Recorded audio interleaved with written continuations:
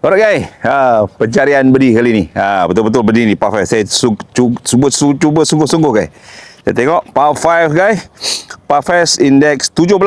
Mungkin okey ni. Pergi dapat 127. Kita tengok bahu yang sakit ni insya-Allah akan baik tak lama lagi. Ya, kita pandang. Kita aim saja pokok sebelah center ni yang paling tinggi.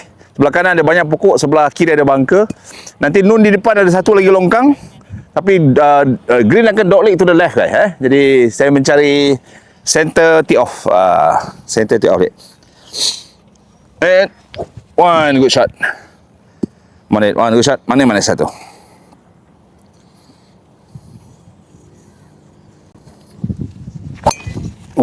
Sedikit tarik. Okey. Masih di fairway kot. Okey. Okay, pemandangan di tengah fairway guys, sebelah sana tibok guys. Sebelah kiri fairway pokok yang rimbun guys, ada bunker. Bola saya ke kiri sedikit lah guys. Aduh, tak boleh. Yang cantik bola landing kat situ, lepas pokok tu ke. Dan kita boleh attack green di sana. Jadi saya akan lay up dulu. Cross pokok ni, kita tengok boleh tak. Saya lay up dengan baik, saya gunakan 8 iron. Saya nak cross pokok kemudian untuk pukulan ketiga nanti. One good shot.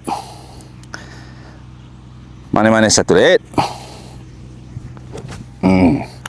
Dah kena yoko-yoko, tengok apa tak kesan dia. Boleh naik tak bola saya. Come on, one good shot. One good shot. Alright. Carry. Okey, ada situ. Alright guys. Berjalan kaki di bawah pohon yang redup, bola di bawah pokok guys. Tapi ada pin depan tu. Nampak? Okey, distance less than 100. Tengok boleh tak saya pukul dengan baik. Pin warna merah guys. Okey, third shot saya.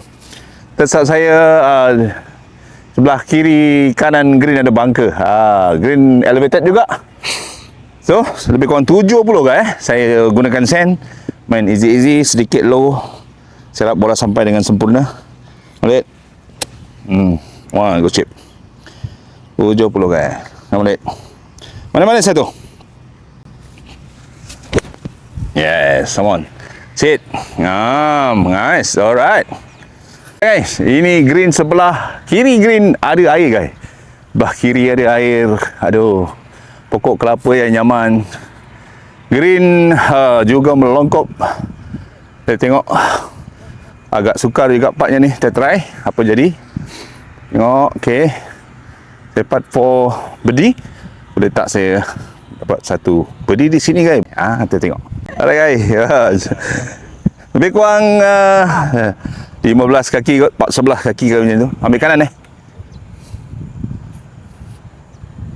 Dia ambil kanan, dia drop sedikit ke bawah. Itu line dia. Sikit je. Alright, kita try. Part for birdie guys. Kita tengok boleh tak masuk dengan baik. Yes. One good putt baby. Sangkut tapi lepas. Okay, pas je guys. Dah taruh yoko-yoko baru dapat par. Yes, alright. Manis.